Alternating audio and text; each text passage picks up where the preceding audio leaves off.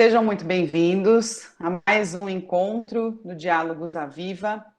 A gente sempre conta aqui, né, um pouco sobre a nossa intenção desses encontros. Então, o objetivo é com que a gente converse um pouco sobre o desenvolvimento infantil, né, sobre as questões que surgem no desenvolvimento infantil e que a gente sabe que às vezes elas são comuns, né, nas casas de cada um, e que é tão importante a gente compartilhar essas dúvidas, essas questões, para justamente a gente ir clareando um pouco, né, como conduzir a nossa forma de educar, né, as crianças. Então, o nosso objetivo é esse, a gente discutir sempre um tema que é normalmente comum para muitas famílias e conseguir aqui trazer um pouco, né, uma luz, alguma reflexão,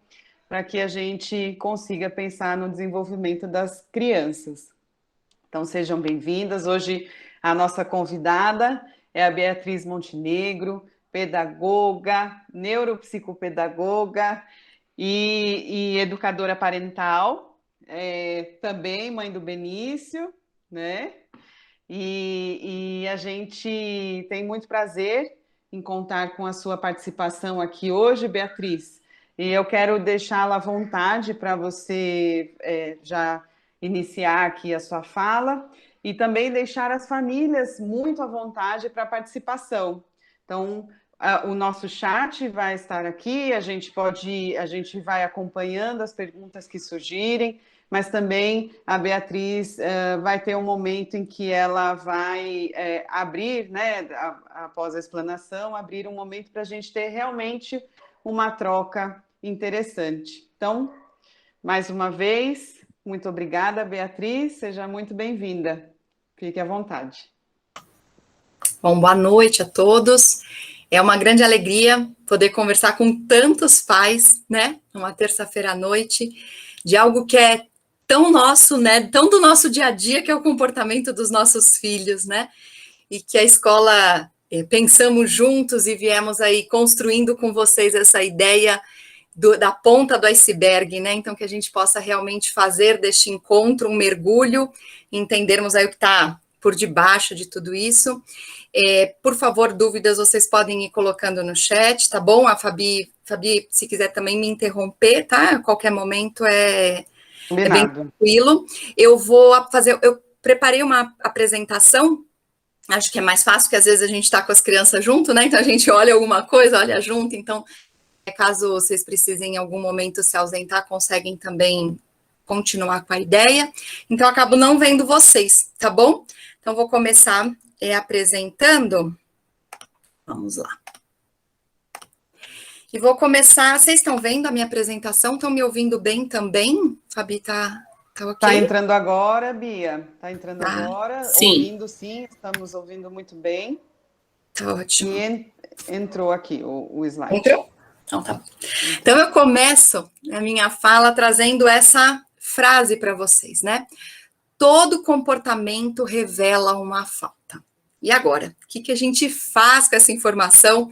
Como que a gente mergulha, né, nesse mar para a gente conseguir entender um pouco sobre os comportamentos dos nossos filhos? Claro, né, que eu tenho certeza que o que nos motiva a estar aqui é aquilo que nos desafia, é aquele comportamento que é um pouco mais difícil. Não sei se vocês estão ouvindo no fundo aí o meu pequeno chorando, né, tá com o pai, mas... né, mas é esse comportamento, né, que às vezes a gente precisa conseguir entender um pouco, né, esse comportamento que é repetitivo. Então é disso que a gente vai conversar. E eu vou começar contando um pouquinho para vocês da minha história, né, a Fabi me apresentou, aí é o meu pequeno. Então, quem que eu sou, né, que história é essa, né? Meu nome é Beatriz, eu gosto muito que me chamam de Bia. Vocês fiquem à vontade para me chamar de Bia ou de Beatriz. Eu sou pedagoga como primeira formação, e a minha escolha pela pedagogia, gente, foi porque muito feliz dentro da escola. Então, eu não queria mais sair daquele ambiente quando eu me formei, então eu escolhi a pedagogia e comecei a atuar em sala de aula e comecei a receber algumas crianças com dificuldades de aprendizagem, com dificuldades de comportamento, com alguns transtornos, com algumas síndromes, e fui então me especializar e fiz a neuropsicopedagogia e a psicopedagogia. E trabalho, acabei indo para o consultório, né? Porque eu fiz o institucional, que é para trabalhar em escola, mas tinha a parte clínica, que ela é obrigatória, e fui então trabalhar no consultório. Me apaixonei pela área do consultório, por estar ali com cada criança, por conseguir ali fazer um trabalho diferente com aquelas crianças. Mas chegou num momento do meu trabalho que eu comecei a perceber assim, a criança caminhava bem já comigo, eu ligava para a escola, estava tudo bem na escola, e quando eu chamava a família, não, pelo amor de Deus, não, você não faz ideia do que está acontecendo em casa, não, você não faz ideia das birras, você não faz ideia dos gritos, você não faz ideia do chororô, nananana. E eu falava, gente de Deus, onde que eu perdi isso, né? Aonde que foi? Então foi daí que eu comecei a estudar muito sobre parentalidade positiva, disciplina positiva, apego seguro. Então eu fui fazendo este caminho. E hoje eu atuo no consultório com crianças, mas com orientação de pais. E acredito muito neste trabalho. Acredito muito que vocês, né, estão com as crianças muito tempo e que muitos comportamentos nem aparecem na escola e aparecem em casa. Exatamente, né? Provavelmente vocês já leram, mas dessa intimidade que há dentro do lar. Então, os pais precisam, né, merecem saber, merecem ter ferramentas para lidar com tudo isso, para que isso fique uma relação mais tranquila. Então, hoje esse é o meu trabalho. Eu tenho também uma comunidade de mães que se chama Comunidade Conexão Materna, onde a gente se encontra quinzenalmente para conversar sobre os assuntos. Então, eu tenho aí esse trabalho que está muito focado hoje nessa orientação, nesse trabalho que eu vou dividir com vocês um pouco aqui do meu conhecimento. Tá bom? Então, que a gente possa começar, e nada melhor, né, do que a gente começar a falar sobre criança, a gente tentar, pensar na nossa criança. Quem era você, criança? Que criança é que ainda habita aí, né? Porque uma vez criança, a gente sempre carrega a nossa criança. Como que você era? Como que era o seu comportamento? Quais eram os seus sonhos? O que de repente você desejava, né? O que você lembra ou o que você não lembra da sua infância? Queria que vocês agora, em poucos minutos, pudessem ir ouvindo essas perguntas e fizessem rebobinasse a fita e chegasse lá na infância de vocês, né? Então, será que tinha algo do teu comportamento? Você era uma criança sapeca, era uma criança arteira? Era uma criança que de repente batia, era uma criança que mordia, era uma criança que ficava acanhada, era uma criança que tinha medo de monstro, de escuro, né? O que você desejava? Desejava ter uma família? Desejava ter filhos? Será que você desejava brincar do que você brincava? Ou será que você queria brincar mais na quadra, mais de esportes e brincava mais quietinho? Gostava de brincar de Lego, de construção? Ou gostava de brincar de casinha, de faz de conta? O que você ouvia? Você ouvia que você era terrível? Que você era muito bonzinho, boazinha? Que você era a criança que seus pais sempre quiseram? O que você sentia? Né? Essas perguntas, elas vão falar muito mais sobre o nosso sentir. Talvez te venha alguma lembrança que você nem saiba se é verdade ou não, mas isso não é importante agora. O importante é o que ficou na sua memória da sua infância. Para a gente falar dos nossos filhos, nós precisamos resgatar a nossa infância. Então, pense aí, né? Mais um minutinho. Quem era você? Era uma criança alta? Era uma criança baixinha? Era uma criança que gostava de subir em árvore? Era uma criança que não gostava? Gostava de carrinho? Gostava de bonecos? Gostava de fazer comida? Gostava de ir no trabalho? Queria ir no trabalho dos seus pais? Ia, não ia? Tudo isso que envolve o universo infantil. Às vezes uma lembrança de uma escola, de uma professora querida. Então, que a gente possa começar a nossa conversa deste lugar, do lugar da nossa infância. E vocês vão entender, ao longo de todo desse encontro, o porquê que eu estou começando dessa forma, tá bom? Se alguém desejar escrever no chat alguma lembrança, fique à vontade. Se você lembrou de alguma coisa e quiser anotar também aí para você num bloco de notas, pode ser que ao longo deste encontro algumas lembranças façam mais sentido, mas é muito importante que a gente comece pensando na gente. Por quê? Algumas emoções dos nossos filhos têm o poder de acessar nossas feridas e dores e fazem com que um vulcão interno entre em erupção. Essa frase é da Clarissa e a Chiara, ela é minha professora numa formação que eu estou agora de apego seguro, que chama API, e ela conta muito sobre isso, né? Quando a gente vai pensar no comportamento dos nossos filhos, normalmente a gente olha para o comportamento dos nossos filhos. Mas esse resgate do nosso comportamento faz com que a gente se conecte melhor também com aquele comportamento. Porque eu não sei qual é o desafio que cada um de vocês enfrentam, mas normalmente a gente enfrenta birras, normalmente a gente enfrenta gritos, normalmente são choros constantes, normalmente é o morder, é se negar a fazer algo que foi combinado, é uma bagunça que não é arrumada, é jogar as coisas no chão quando fica nervoso, é se machucar. Então, algumas crianças se batem, né? Algumas crianças se beliscam, é responder mal de repente, é desafiar. Normalmente são esses os comportamentos que as crianças trazem. E quando a gente consegue recapitular a nossa história, isso começa a fazer um pouquinho mais de sentido. Porque existem só dois caminhos, gente. Ou foi uma criança birrenta, e aí o seu filho também é uma criança birrenta, ou você não foi birrenta, e aí você fala, meu Deus do céu, como assim ele é birrento? Né? Por isso que a Clarissa fala, esses comportamentos que são desafiadores para a gente, eles se conectam a nós. Vocês talvez já tenham observado, né, principalmente num casal, né, entre duas mães amigas, às vezes irmãs. Assim, quando a gente olha para um outro adulto, o que pega para mim na minha relação com o Benício, que é o meu filho, não é necessariamente o que incomoda meu marido.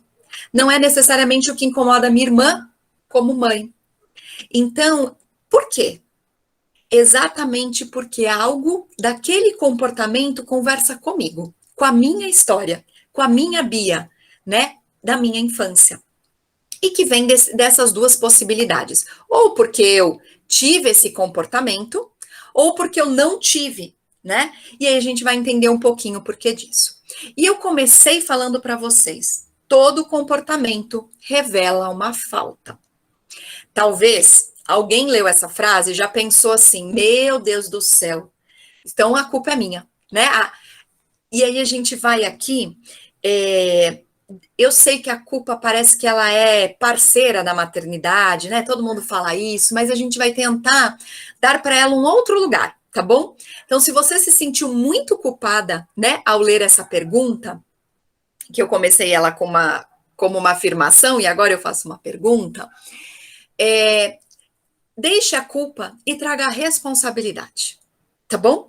Porque a culpa, ela paralisa a gente. A culpa faz com que a gente fique no mesmo lugar. A culpa faz com que a gente não caminhe.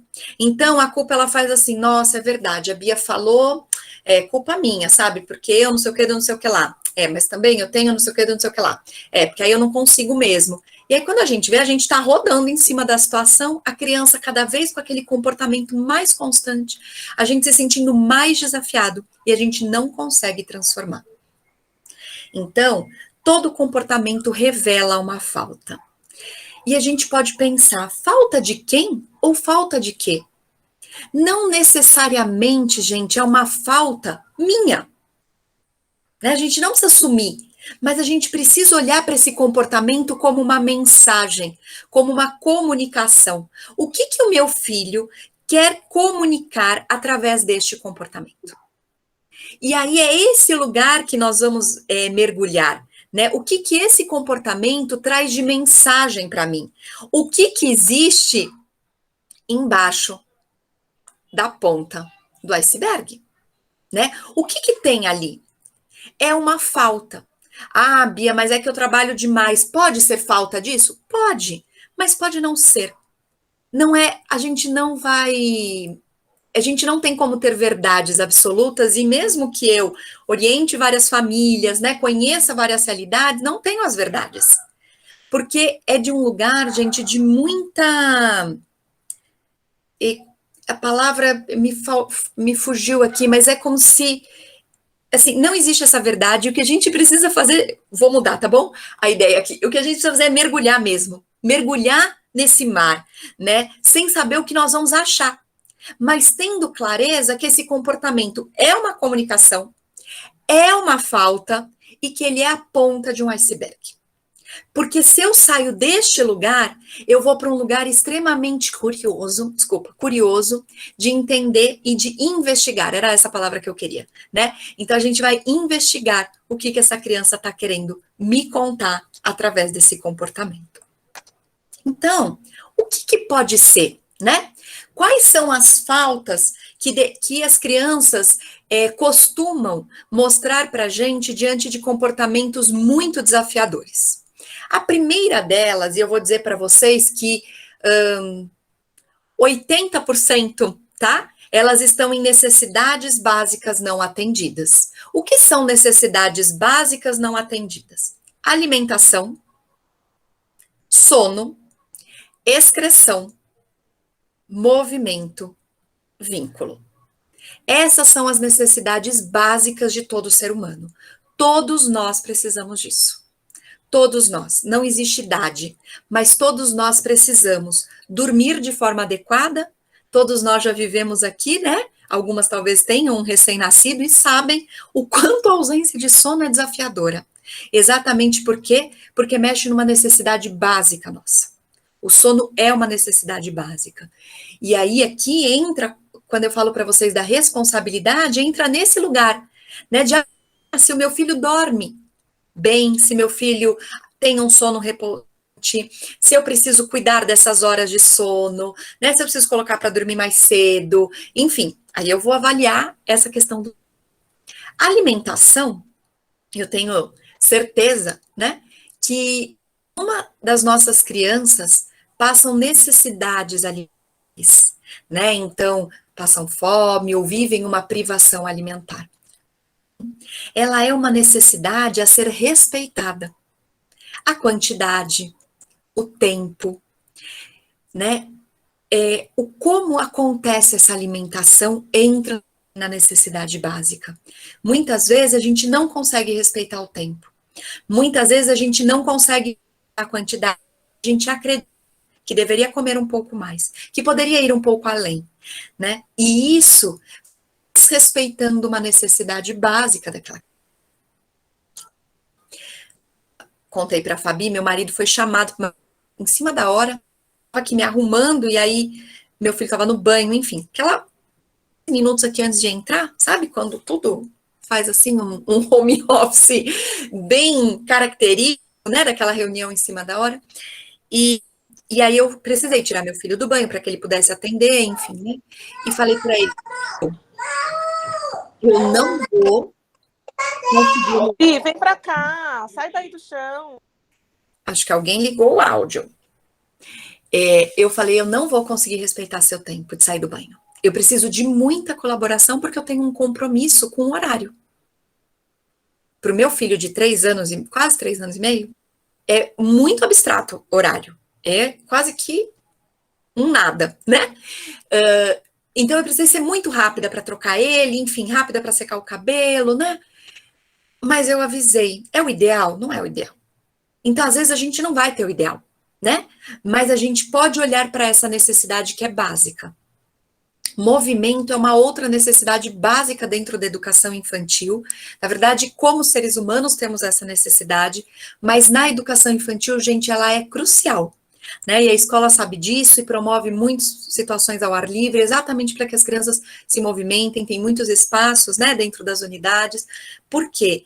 As crianças organizam o pensamento se movimentando. Faça o teste para o de contar algo e peça para ele não se mexer, para ele ficar intacto. Muitas das crianças de 3, 4, 5 anos não vão conseguir nem te contar, elas param de falar. Porque o movimento é uma necessidade. Essa organização do corpo vai trazendo uma organização da mente, como eu aqui estou movimentando as minhas mãos, né? Então, isso é um ponto muito importante. Um outro movimento, né, uma outra necessidade básica, desculpa, é a excreção. A gente precisa olhar para ela, né? Às vezes é um intestino que é mais preso, que é mais solto, às vezes é uma criança que está segurando muito para ir ao banheiro. Isso pode gerar um incômodo, é uma necessidade básica, é o nosso dever, né? A nossa responsabilidade, não é culpa, mas de olhar para isso. E é o vínculo, né? Então, existem momentos da minha rotina em que eu estou vinculada com meu filho, em que eu me conecto com ele. E aí, aqui, né, gente, é importante que a gente diferencie presença física de presença emocional. Eu estou presente fisicamente, mas às vezes eu não estou presente emocionalmente. Então, estar presente fisicamente é estar na casa, né? Sozinha, ela está em casa. Eu estou aqui. Mas estar emocionalmente é estar entregue numa brincadeira, numa conversa, num relato. E isso fala do vínculo. Outra coisa que pode ser, mergulhando aí nesse mar, é uma rotina pouco saudável. E uma rotina pouco saudável, ela com certeza está atrapalhando as necessidades básicas, né? Porque se dorme muito tarde, se meu pouco, se meu filho não tem um horário, né, que respeita esse ritmo biológico dele da alimentação, essa rotina não está saudável. Se meu filho não tem tempo para se movimentar, para brincar, essa rotina não está saudável. Então, a rotina pouco saudável é, às vezes, o primeiro passo que a gente consegue olhar e dizer, peraí, é realmente na rotina que a gente vai mexer. E aí, da rotina, a gente vai olhando para as necessidades básicas, né? Um outro ponto pode ser o nosso olhar para aquele comportamento. E aí, isso vai conversar lá com a nossa história, né? Então, eu não fui birrenta, como esse menino é birrento, né? Eu engoli o choro, por que ele não engole? Por que ele grita cada vez mais? Por mais que eu fale, por mais que eu possa ameaçar, né? Algumas famílias usam aí dos recursos que possuem, mas que vão percebendo que não tem, né? Acaba não tendo uma efetividade, aquele comportamento volta, e é isso que vai se tornando muito desgastante. Então, como é que eu olho para esse comportamento? Né? Que nomenclatura que eu dou, né? É terrível, né? E isso é muito legal quando a gente tem uma mãe amiga, sabe? Bem parceira, que ninguém vai olhar de um olhar de julgamento, porque às vezes você fala, nossa, gente, para mim essa criança não para, né? E aí uma outra pessoa vem e fala, não acho. Nossa, acho que esse movimento é só curiosa mesmo, né? Da infância. Então, isso é muito interessante, da gente observar que, será que eu precisei ter uma infância muito parada? Será que o barulho da infância, né, acho que quem aqui, vocês visitaram com certeza a Viva para as crianças, vocês viram que a escola é um ambiente muito, né, é ruidoso. Por quê? Porque tem vida lá dentro, né, não dá para a gente querer, né, as professoras não conseguem, silêncio, gente, para a gente falar, não acontece isso numa educação infantil, então as crianças também não acontecem isso na nossa casa, e às vezes a gente tem essa crença, né, essa ideia, de que a infância pode ser silenciosa, de que não deveria atrapalhar, né? E tudo isso vai incomodando.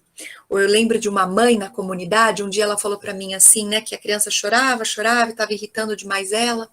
E aí ela falou, sabe, Bia, e eu lembro que eu tinha que chorar de Goiânia, né, os benefícios da internet, né, a gente conecta pessoas de todos os lugares.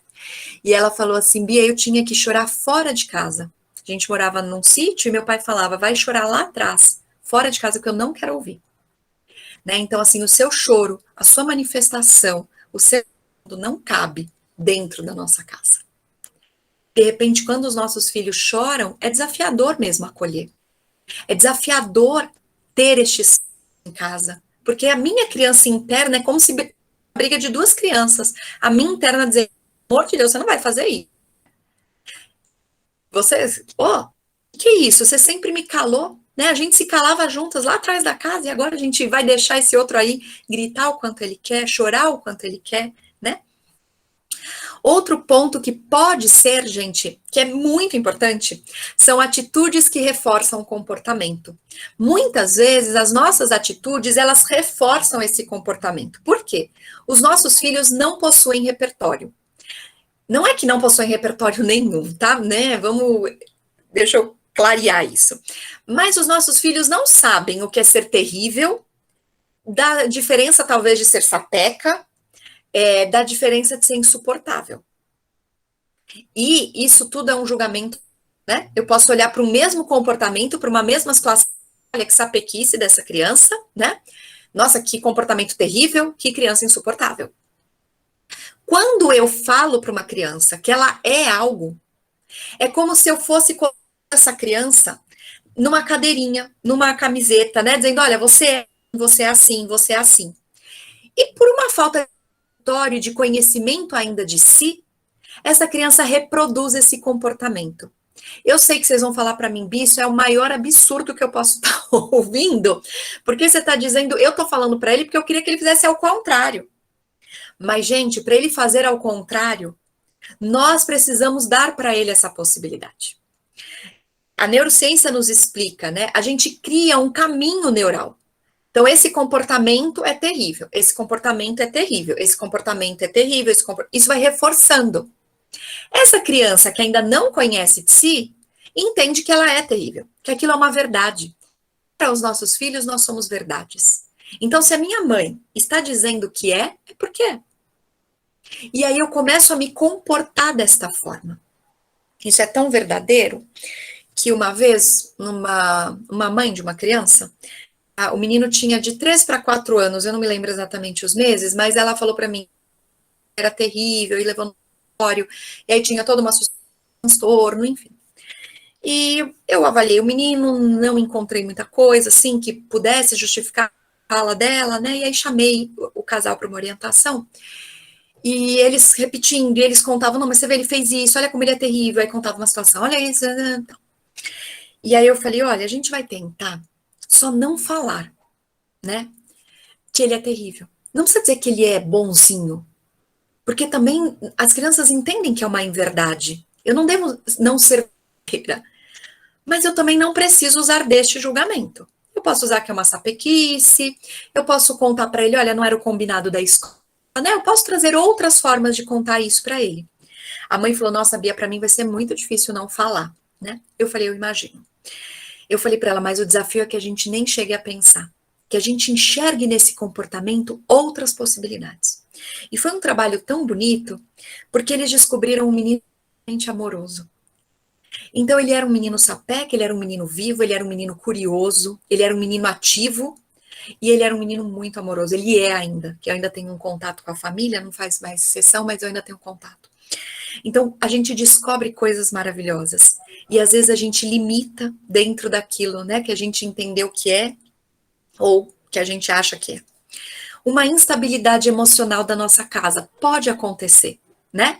Não somos famílias perfeitas, nem queremos isso, somos famílias reais. Mas às vezes, reconhecer que nós estamos instáveis, né? Que eu estou vivendo um desafio no meu trabalho, ou que eu estou vivendo um desafio pessoal, ou que a gente está vivendo um desafio como casal, ou que a gente está vivendo um desafio financeiro. Reconhecer isso para nós. Porque na hora que eu reconheço para mim, eu não vou falar para o meu filho de 3 anos, olha, estamos vivendo um desafio financeiro, de repente. Isso também não faria sentido, como não faz sentido o horário.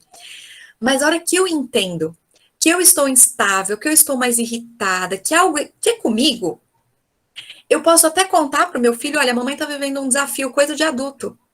Fica tranquilo que a gente vai resolver, mas por enquanto está desafiador, mamãe está aqui pensando em saídas, né? Eu me separo daquela situação. E aí eu consigo olhar que talvez essa criança esteja tentando me comunicar isso. Olha, essa casa está instável. Tem alguma coisa aqui que está acontecendo, eu estou inseguro. E aí acorda demais à noite, né? E aí traz um movimento de um comportamento de muita birra, ou de querer muito uma coisa só. E a hora que eu falo, não, filho, olha, é isso. Isso dá uma acalmada. Né? Então, esse mergulho é muito importante. E uma outra coisa, gente, é que às vezes alguns comportamentos são da idade, né? Então, não sei se vocês já ouviram, né? Eu não gosto do termo, mas terrible two, né? Então, assim, com 2 anos as crianças trazem aí um pouco mais de birra. É natural da idade, é importante que vivam, é importante que os nossos filhos passem por todos os marcos do desenvolvimento. É importante que a gente saiba o que fazer. É disso que a gente vai agora olhar um pouquinho, né? O que a gente mais quer? Se você pensar criança, né? Se eu pensar lá na minha Biazinha, a gente quer ser aceito, aceito do jeito que é, né? A gente quer receber amor, a gente quer receber carinho, a gente quer ser reconhecido pelo que a gente, né? A gente quer receber amor incondicional. Nós queremos ser amados exatamente do jeito que a gente é. E nós, hoje, temos um grande trabalho, porque muitas vezes a gente se dá conta de que algo que a gente sempre acreditou da gente nem é mais, né? Então você fala, nossa, sempre ouvi que eu era boazinha, mas sabe, aquela boazinha que não se posiciona, que não fala nada, que aceita tudo, não, na verdade eu não era. Eu fui, mas eu nem quero ser. E quando eu falo do amor incondicional, é desse amor que aceita exatamente o que é nossos filhos. E que quando a gente está diante de um desafio de comportamento, normalmente a gente traz condição. Não por mal, mas a gente traz condição para aquele amor, né? Então, hoje ele se comportou na escola, e aí a gente, então vamos, hoje a gente vai jantar fora, ou a mamãe vai comprar um sorvete, né? Ou olha, se você se comportar no sábado, a gente vai te dar um presente, né? É condição para amar. Né? Ou a criança, a gente vai até o shopping, faz alguns combinados, a criança cumpre, e aí a gente tem paciência para tudo. Aí a gente nem ia brincar em brinquedos de shopping, mas, nossa, ele tá tão colaborativo hoje que, tudo bem, filho, nem era o combinado, né? Então a gente traz condição, né? Olha, eu tenho paciência, eu tenho muito mais disponibilidade para te ouvir quando você faz aquilo que eu quero. E isso traz para o comportamento algo muito desafiador. Porque o que a gente quer é amor incondicional. Nós também queríamos, né? Mas nós muitas vezes fomos amados assim.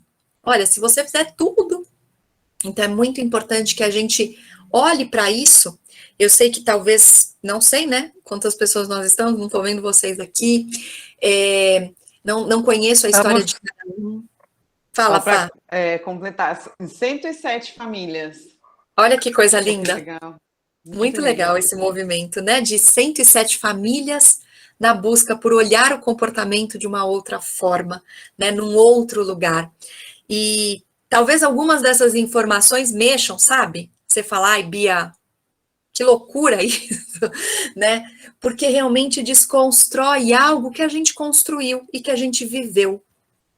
Mas eu gosto muito desse movimento. Acho que a maternidade, ela nos traz a possibilidade de desconstruir e reconstruir relações muito mais saudáveis, né? Eu sempre falo para os pais, eu escuto muito, né? Não, Bia, mas sabe, eu apanhei e dei certo, né? Poxa vida, meus pais fizeram isso, mas olha só, hoje eu tô aqui, eu sou médica, eu faço, eu aconteço, eu tenho uma vida, eu sou bem-sucedida. E eu concordo, né? E eu sei que tem vários memes na internet falando sobre isso, mas eu acho que tem dados muito importantes, né? Nós somos, o Brasil é o país mais ansioso do mundo. Então a gente precisa olhar para essa, né, essa declaração da OMS e entender que deu certo, mas com um pé gigantesco na ansiedade, né? E esses dados são de consumos de ansiolíticos, então, assim, muito consumo de medicação.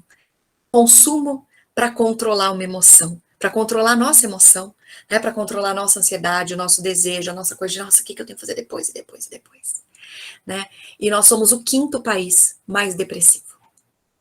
Então, são informações que me movimentam a estar aqui com vocês, né? E a dizer para vocês, por mais que talvez você fale, ai, Bia, que difícil ouvir isso, a gente abre o coração, né? A gente vai se reconstruindo num outro lugar, né? Amando incondicionalmente, trazendo isso e se percebendo, né? Não é um movimento de perfeição, é um movimento o tempo inteiro de construção. Eu enxergo muito dessa forma. E aí, Bia, gente, fala, deixa eu fala. só colocar aqui dois comentários aqui no chat. Quando você estava falando, né, em 2 slides anteriores, falando dessa... Quando a gente, às vezes, né, pela palavra dos pais, acaba limitando ali aquela criança, é terrível, é terrível, é terrível. Uma mãe lembrou do livro O Menino Maluquinho, né, e realmente essa foi a história. E agora, quando você falou do amor condicional, o pai, o Rodrigo, ele pergunta, né, como solicitar a colaboração da criança sem vincular ou dar margem à concepção de amor condicional. Olha, eu parei a apresentação, tá bom, gente? Porque aí eu gosto de falar olhando para vocês. Eu sei que é um monte de câmerazinha fechada, mas é um pouco melhor do que olhar a apresentação. Vamos pensar, né? Como que a gente pode... Oi, alguém está falando? Desculpa. Acho que só entrou um áudio, né? Só entrou um áudio, Como é que a gente pode, né, contar com a colaboração dos nossos filhos? Em primeiro lugar, a gente pode pedir colaboração, né? A gente pode falar a verdade. A verdade, gente, ela conecta de uma forma tão intensa e absurda que a criança colabora. Né? Como hoje, eu falei para o Benício, filho, mamãe tem uma reunião, é muito importante para a mamãe, né? A mamãe se preparou, mas o papai também foi chamado para uma reunião, então assim, vai ser correndo, não dá para a gente conversar muito, eu preciso da sua colaboração. E aí ele pegou uma hora um boneco e disse assim para mim, né, meu filho gosta da patrulha canina, ele pegou um boneco e disse assim, prefeito, mãe, o prefeito não quer colaborar. Eu falei, talvez nem você, né, B? Porque eu sei que é chato. Porque eu sei que não é respeitoso, porque eu sei que não é gostoso. Mas eu preciso da sua colaboração. Avisa o prefeito que hoje eu preciso de colaboração. É a gente reconhecer aquilo que precisa ser feito. Né? Então, assim, não é, olha, então, vem aqui, vamos trocar rápido, que aí a mamãe vai te dar alguma coisa para comer. Né? Ou vamos trocar rápido, porque aí eu vou deixar você ficar com o meu celular. Né? Vamos trocar rápido, entende? Aí eu condiciono. E aí, qual é o maior perigo, gente, de condicionar? É que vocês vão ver que dá certo um pouco, daqui a pouco para de dar. E aí, daqui a pouco, a criança quer cada vez mais, cada vez mais, cada vez mais. E a gente fala, meu Deus do céu, essa criança é insaciável. Mas, na verdade, nós acostumamos os nossos filhos a atender necessidades com desejos. Esse aqui dá um tema só de uma palestra, mas eu vou tentar trazer para vocês. Quando meu filho diz, né, que ele precisa, quando eu olho para o comportamento dele, eu tô vendo que é uma birra, eu tô vendo que é um comportamento desafiador, né, e eu preciso de uma colaboração, e de repente essa criança joga brinquedo no chão, essa criança grita, e eu pego esse comportamento, né, e substituo por um desejo. Olha, se você guardar todos os brinquedos, a mamãe compra alguma coisa, ou eu deixo você mexer no celular, ou eu te entrego tarde, né, ou assim, guarda os brinquedos porque a gente vai comer. E a criança às vezes não tá com fome. Nem era hora de comer. Mas você falou, olha, eu vou abrir um biscoito aqui em casa, sucesso, é biscoito polvilho. Então, eu vou abrir um biscoito polvilho para você, né? Quando eu faço isso, eu estou substituindo uma necessidade de atenção, de vínculo, né? De talvez parar, olhar nos olhos do meu filho e dizer, ai, filho, vamos juntos guardar o brinquedo. Eu sei que você não quer agora, mas por que você não quer dessa conversa? E trago para isso um desejo. Quantos de nós, tristes, cansados, ansiosos, compramos de forma desvairada, não é? É por isso, porque entendemos que necessidades devem ser atendidas por desejos. E quando vamos fazendo isso com a infância, chega uma hora que a criança fica insaciável mesmo, porque ela quer cada vez mais, né? Aí ela não quer mais o celular, o tablet, aí ela já quer o iPhone X, Y, Z, né? Querendo outras coisas. Exatamente por isso. Porque vai ficando insaciável. Mas por quê? Porque eu não atendi necessidade. Eu ensinei que necessidade se atende com desejo. E quando eu faço isso, eu trago amor condicional também. Então, o caminho, né, desse pai, eu não sei se eu respondi, qualquer coisa você pode mandar, Rodrigo, é a gente trazer a verdade, a gente se conectar com os nossos filhos. Entende? Podia ser que meu filho não colaborasse hoje. E eu corri o risco, né, de sair do banho no choro. Era uma possibilidade. Mas aí eu ia respirar um pouquinho mais do que eu poderia respirar, né? Não brigar com ele, porque eu sei que a necessidade de estar aqui no horário era minha, era o meu desejo, né? Então, a colaboração, ela vem muito da verdade. Tô vendo que tem mais uma mãe aqui. Tá bom? Eu já volto. Já estamos terminando também. Se caso já rotulamos a criança como brava ou terrível, como você disse, qual a melhor forma de mudar isso e qual a abordagem com ela? Como reverter? No caso de gêmeos, como evitar a comparação? Que bacana, Mariana, sua pergunta.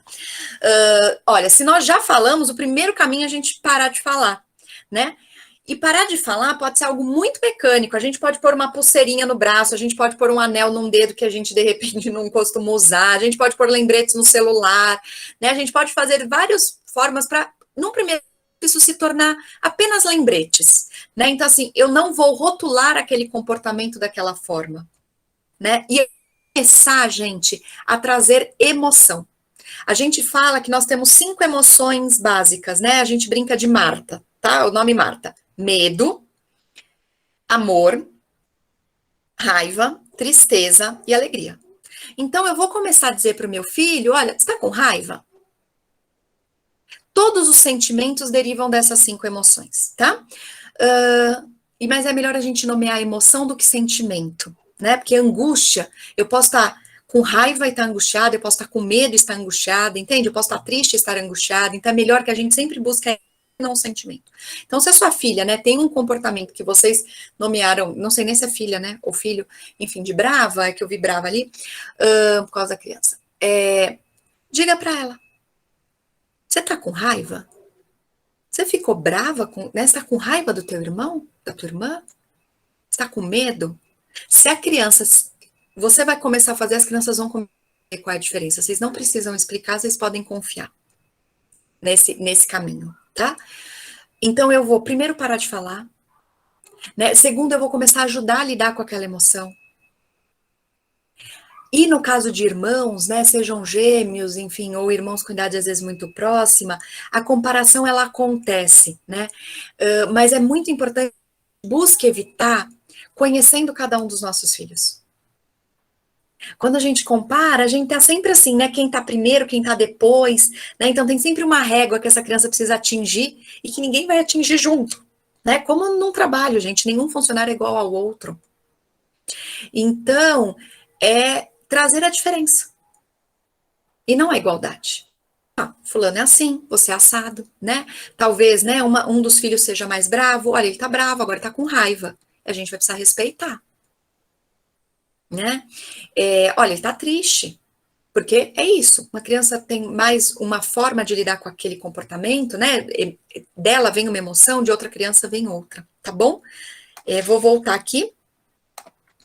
Vocês me avisem se não for, tá? Só pra gente poder finalizar aqui. Tá bom, Bia. Estão vendo? Tá entrando. Sim. Tá.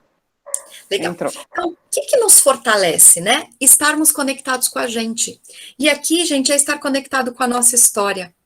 É olhar para aquela nossa criança e entender que, às vezes, ela queria ter sido birrenta e não foi, ou que ela foi birrenta e não teve espaço de trazer a sua emoção, né? Se hoje eu sou uma pessoa que explode de repente, você pode ter certeza que em algum lugar lá da tua infância não foi permitido explodir.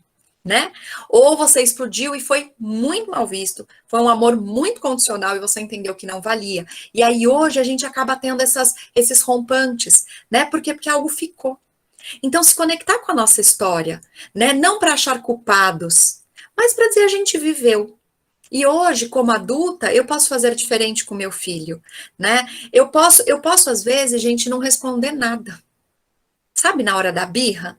Eu brinco com as famílias, né, que já me acompanham há algum tempo, eu falo, na hora da birra, pega o seu filho e foge para o banheiro. Muda, não fala nada. Pega ele e vai para o banheiro. Se acalma lá dentro, sem o olhar de ninguém, né? Tá no shopping, vai para o banheiro, entra dentro da cabine, fica lá, respira lá. Porque aquilo às vezes movimenta a gente. Aí eu consigo me conectar comigo, né? Consigo me conectar com meu filho, consigo ouvir, consigo acolher um choro com calma, né? Consigo dar este tempo. Reconhecer os nossos limites, e aqui tem um ponto muito importante, a gente às vezes não reconhece porque a gente nem sabe quais são os nossos limites, né? Então, o trabalho da gente ir mergulhando na gente, dizer, nossa, isso passa do meu limite, por que passa do meu limite a birra? Por que passa do meu limite quando não come? Né? Por que me irrita tanto? Estar conectados com o meu desafio, né? Que é isso, né? Nossa, para o meu marido não comer tudo bem, para mim não é tudo bem, ou para minha parceira, né? Como é que eu faço tudo isso?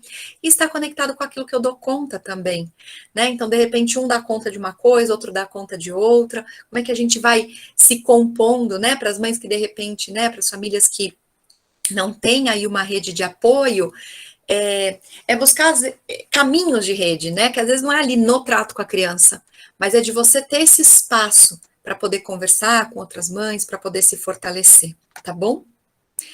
E aí eu termino com essa frase da Rafaela Carvalho, né, que é uma escritora, que ela diz: nossos filhos não precisam de um tipo de amor que condena quem ama a se enterrar vivo. Assumir devagarinho. Nossas crianças valem tão mais, merecem testemunhar para que um dia possam viver as maravilhas que é amar, se amando. Então, que a gente realmente possa aí amar os nossos filhos.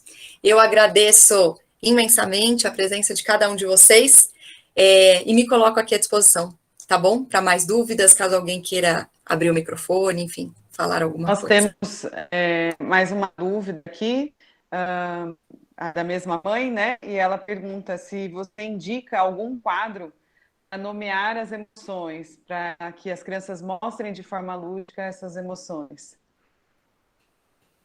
Olha, Mariana, a gente tem muita coisa que fala de sentimento, a gente tem até um livro, né, que posso depois passar para a Fabiana, ela pode dividir com vocês, agora não me lembro, acho que é Emocionário, né, que fala aí de várias emoções, né, de vários sentimentos, tudo.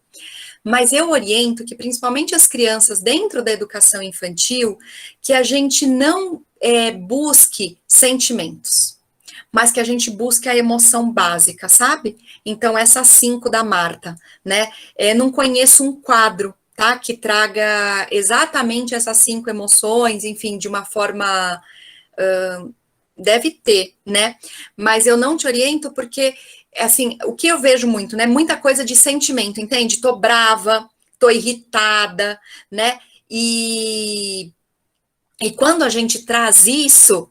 Eu posso estar brava porque eu tô apavorada por dentro e tô aqui sem saber o que fazer, tô meio, irritada por isso, eu posso estar triste, né? Então, a emoção, ela é melhor, até porque os nossos filhos dentro da educação infantil não tem tanto repertório assim, né? E aí pode ser que a criança diga, tá angustiada, ela diga, mas nem é.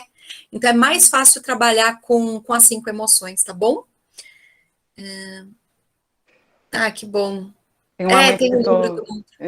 livro das cores, Sim. Monstro das cores, né? Desculpe. Sim. E aí algumas mães agradecendo, realmente está muito bom, Bia, muito bom essa, é uma reflexão, né? Um mergulho mesmo. O Rodrigo ele traz aqui, né, que na primeira frase da apresentação, que ele achou excelente, foi falado sobre a emoção despertar o vulcão. O que é melhor no caso de um momento de bronca que veio com um vulcão? Pedir desculpa ou manter a bronca? Como conciliar o vulcão com o perdão? Pedir desculpa, tá bom? Se vocês forem lá na minha página no Insta, recente, sei lá, pouco tempo que eu coloquei um post lá dizendo, não peça desculpas ao seu filho, né? A gente não deve pedir desculpa, gente, se a gente não está disposto a mudar, se a gente não está disposto a fazer diferente, ou se a gente acha que a culpa desse vulcão que entrou em erupção é do nosso filho e não nossa, né? Que não é de culpa, mas de responsabilidade, né? Porque aí não vale pedir desculpa, né? Mas se eu reconheço, né? E eu posso contar exatamente isso para o meu filho, viu, Rodrigo? Olha, você hoje tem uma situação até aqui em casa, né? Benício queria subir no sofá e sem querer bateu a mão assim, e meu marido ficou um pouco nervoso, bateu forte na cabeça dele e tal. E aí ele falou, ele falou para ele, né? Eu fiquei assustado que você ficou nervoso. E meu marido tentou controlar o vulcão. Eu via na cara dele tentando controlar, mas é aquilo, um tapa, você não sabe de onde tá vendo, né? E aí, a hora que ele conseguiu conversar, ele falou, filho, papai podia ter respirado, papai podia ter ido tomar uma água, mas o papai ficou nervoso. Né? Porque ele falou, sai, eu não quero falar com você agora, tal, né? Mas foi o que o papai conseguiu. Então, a gente também não precisa trazer para os nossos filhos uma perfeição, sabe? Eu não devia ter feito isso, foi o que eu consegui, filho. Porque a gente fica nervoso, né? A gente fica nervoso, é do humano. E nós fomos crianças não acolhidas, então, tudo bem. e eu posso trazer isso como uma verdade, tá bom? Né, olha, eu vou buscar respirar mais, e aí, gente, busquem ferramentas na manga que vocês acreditam que são saudáveis para a família de vocês. Vou respirar, vou tomar uma água, né? Posso ficar nervoso também, entrei em erupção e falar, filho, eu preciso agora de 2 minutos, não dá para eu conversar agora, eu tô muito nervoso. Eu posso achar esses caminhos, tá bom? Quando a criança troca o choro pela raiva, né? Joga objetos. Olha, eu oriento, né? Que você ache um caminho para descontar essa raiva, tá? Então, de repente, se pode, né? Assim, quais são caminhos respeitosos para cada família? Na minha casa é respeitoso gritar dentro do banheiro, por exemplo. Não me incomoda. Se Benício estiver com raiva, ele pode ir lá dentro do banheiro gritar. E aí, digo para vocês que a gente tem que ir junto, tá? Então, esse caminho respeitoso não é assim, vai lá no banheiro gritar, vai lá e se organiza sozinho. Não. Eu, né, vou com você. Nós somos mamíferos, e mamíferos se regulam na relação com o outro. Então, a gente precisa se relacionar, tá bom, gente? Não dá pra gente querer que os nossos filhos se organizem sozinho, se regulem sozinho, isso não vai buscar um equilíbrio. Então, eu posso gritar dentro do banheiro, eu posso socar uma almofada, eu posso gritar no travesseiro, né? E aí você pode contar isso pro teu filho, que aqui em casa a gente não joga objetos. Sempre a gente, né? Você pode até falar, eu não jogo objetos quando eu fico nervosa. Né? Eu não fico, filho. Quando eu fico nervoso, eu busco tomar uma água, né? Eu respiro fundo, e aí a gente vai ajudando essa criança, e se você conseguir se antecipar a jogar esse objeto, você pode conter, tá? Conter não é segurar com força, é só dizer, você está com raiva, a gente pode ir lá no banheiro gritar, você pode gritar no teu travesseiro, né? A gente pode tomar uma água. Só não oriento que a gente tente muito respirar na hora da raiva, que vocês vão ver que vai funcionar muito pouco com as crianças da educação infantil, viu, gente? Porque na hora da raiva a gente quer mesmo explodir, né? Né? Não tem nada que dá mais raiva do que alguém falar para você, respira, se acalma aí, né? Você tá ardendo em raiva. Muito bom, interessante o tema. Que bom, Mariana, agradeço. Que bom. Rodrigo colocou, o Brasil é o país com maior índice de ansiedade, como foi dito. Depois do Covid, a ansiedade aumentou visivelmente. Quais instrumentos recomendados para dar vazão à ansiedade da criança e evitar conflitos, inclusive entre as irmãs? Gente, a ansiedade é um comportamento aprendido. Ansiedade não é nato. Então, se os nossos filhos estão ansiosos, preciso contar para vocês que provavelmente nós estamos muito ansiosos. Então, eu oriento que vocês busquem um caminho de cuidar dessa ansiedade, que aí pode ser, né, um caminho terapêutico, pode ser um grupo de famílias que discutam sobre desenvolvimento, pode ser, eu gosto de coisas mais alternativas, um floral, né, então, mas pode ser até um remédio também, enfim. Mas a ansiedade é um comportamento aprendido, tá bom, Rodrigo? Então, sempre parte da gente, tá? Perdi os minutos iniciais da reunião, consigo acessar a gravação neste mesmo link depois, aproveito para agradecer as reflexões. Não sei, Fabi. Sim, a reunião está sendo gravada e a gente vai passar. As diretoras depois vão encaminhar. Tá, eu posso encaminhar a apresentação também, se você quiser. Passar junto para os pais? Sim, acho ótimo. Acho ótimo. Realmente é uma oportunidade, né, Juliana, da gente, às vezes, um só está aqui participando, a gente pode passar para o companheiro ou companheira, né? É importante. Tá certo. Não sei se mais alguma família tem mais alguma pergunta. Como a Bia falou, realmente a gente vai agora, né? Eu acho que elaborar um pouco, né, do que fica aqui do que a Bia trouxe, do que a Bia provocou, né? Eu acho que é importante a gente ter esse momento também. Eu gostaria, então, de agradecer mais uma vez a Bia, a participação de todas as famílias, foi muito, muito interessante, Bia.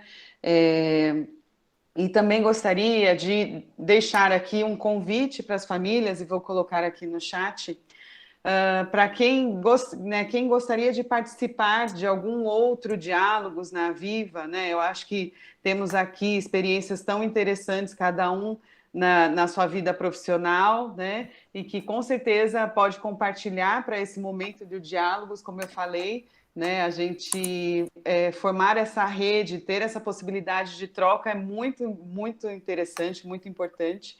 Então, eu vou deixar aqui no chat um link do Google Forms em que vocês conseguem, né, responder e se quiser, né, sintam-se à vontade para participar e sugerir um diálogo aqui com as famílias da Aviva. E caso vocês também não consigam responder aqui o chat, a gente pode ficar à vontade para depois escrever para a diretora, com alguma sugestão também. Tá bom, Fabi, eu vi que entrou uma pergunta aqui para responder. Claro, o Rodrigo colocou a última pergunta, prometo. Vou dizer uma coisa assim para vocês fiquem muito à vontade para me procurar para me mandar pelo direct. Às vezes vai vindo, né, perguntas, né, de tudo isso, então fiquem tranquilos também, ou se quiserem mandar para as diretoras, a Fabi pode me encaminhar, eu fico à disposição, tá bom? Então, criança que tenha terror noturno, como lidar, né? Olha, tem uma fase do desenvolvimento que é natural, que é mais comum, né? A questão do terror noturno. Então, a gente precisa observar isso. Sempre observar a intensidade e frequência. Muito intenso e muito frequente, vale a pena a gente buscar um olhar de um profissional, conversar com o pediatra, né? Pouco intenso ou pouco frequente, a gente tranquiliza o nosso coração e vai dando um acolhimento, tá? Mas lidar é acolher, né? É acolher, é estar ali, é de repente oferecer dessa criança, se for algo respeitoso para sua família, Rodrigo, dela dormir junto com você, ou dormir no quarto dela, mas é estar próximo, tá? Eu falo muito, né, e venho estudando muito sobre apego seguro, e uma das bases dos pilares do apego seguro é a proximidade. Então, quando os nossos filhos estão muito amedrontados, a gente oferecer proximidade, né, as bases são proximidade, previsibilidade, proteção e play, porque é uma teoria norte-americana, então oferecer proximidade é um grande caminho, tá bom? E cuide bastante da tua relação, né, com essa criança durante o dia, brincadeiras, momentos de estarem juntos, tá? Essa seria a minha orientação, assim, né, sem conhecer vocês, né, sem saber exatamente se é intenso, se é frequente, né, mas essa é a minha orientação, tá bom?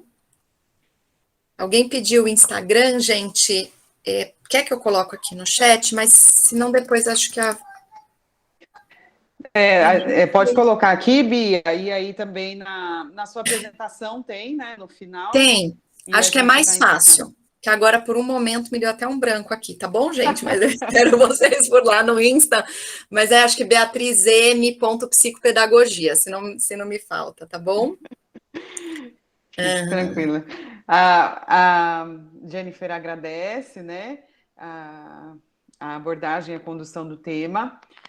A Renata também agradece, a Ludmila, a gente vai então passar o Instagram pela apresentação, e a Ana pergunta como lidar com a agressividade da criança em casa.